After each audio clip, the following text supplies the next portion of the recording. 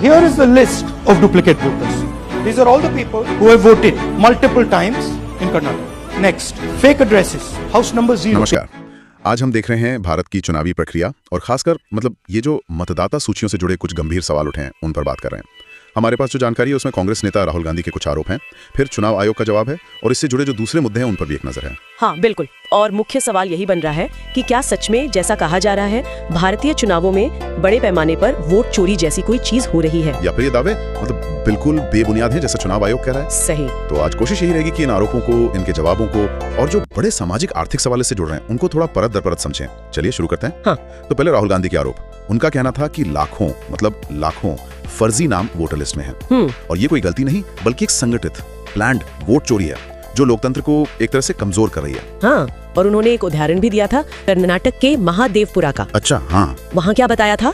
वहाँ दावा किया गया कि करीब 1 लाख नकली वोटर हैं उस इलाके में। 1 लाख? और ये होता कैसे है? क्या तरीके बताए गए? कई तरीके बताए गए, जैसे डुप्लीकेट वोटर आईडी बनाना या फिर फर्जी पते देना। फर्जी पते मतलब जो लोग वहाँ रहते ही नहीं उनके नाम? हाँ बिल्कुल, या किसी पते पर बहुत सारे नाम डाल देना, गलत तस्वीरें इस्तेमाल करना और एक चीज और, फॉर्म 6 का गलत इस्तेमाल। फॉर्म 6? हाँ। ये तो नए वोटर रजिस्ट्रेशन के लिए होता है ना? सही कहा। तो आरोप यह है कि इसका गलत इस्तेमाल करके ऐसे लोगों के नाम जोड़े गए जो असल में वहाँ के निवासी नहीं है। बिना सही वेरिफिकेशन के। और शायद इसीलिए उन्होंने डिजिटल वोटर लिस्ट और सीसीटीवी फुटेज को पब्लिक करने की मांग की थी, पारदर्शिता के लिए। हाँ, मांग यही थी कि सब कुछ साफ हो। अब दूसरी तरफ चुनाव आयोग का रिएक्शन देखें।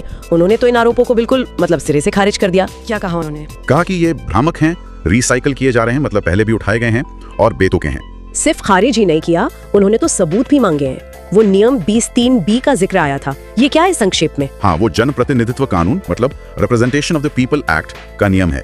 वो कहता है कि अगर आप इतने गंभीर आरोप लगा रहे हैं तो आपको बाकायदा एफिडेविट यानी शपथ पत्र के साथ सबूत देने होंगे। अच्छा।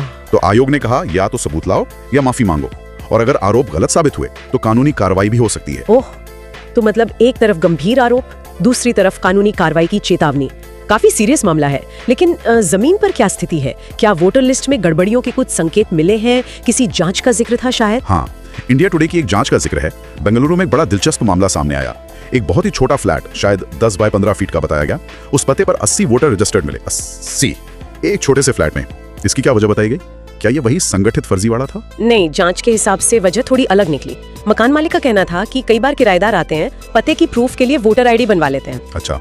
लेकिन जब वो घर छोड़कर जाते हैं तो अपना पता अपडेट नहीं कराते। ओह, तो नाम लिस्ट में रह जाता है। हाँ, और इसमें कुछ बिचौलियों की भूमिका और पते के वेरिफिकेशन में थोड़ी ढिलाई, ये चीजें भी सामने आई। तो ये शायद सीधे सीधे ऑर्गेनाइज धोखाधड़ी से ज्यादा प्रक्रिया में कमी, सिस्टम की खामी और निगरानी की कमी की तरफ इशारा करता है। समझ गया। तो ये गड़बड़ियां बनी रहती हैं।